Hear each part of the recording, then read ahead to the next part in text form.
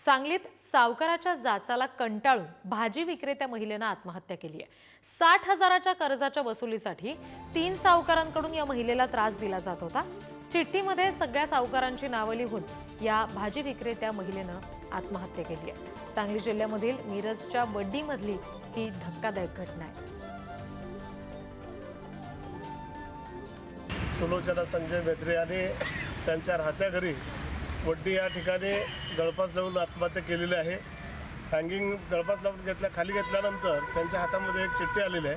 चिठ्ठी या ठिकाणी पोलिसांनी या ठिकाणी जप्त केलेली आहे। सावकारकीच्या कारणातूनच त्यानं आत्महत्या केली असं या ठिकाणी आमचं मत आहे।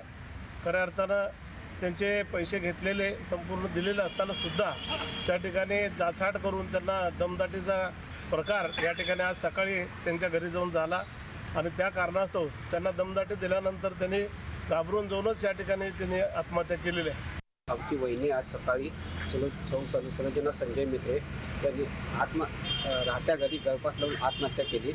आमच्याही बाप दिसून आला तर आम्ही आत गेलो, त्यावेळी त्यांच्या हातामध्ये चिठ्ठी दिसून आली की सावकारकीच्या कारणावरून आत्महत्या केली आणि आज सकाळी येऊन कोणीतरी सावकारकी येऊन दमदाटी केली आणि आम्ही रीतसर आज मिरज ग्रामीण पोलीस स्टेशनमध्ये फिर्याद द्यायला आलो आहे व आम्हाला ते न्याय मिळावा ही अपेक्षा आहे।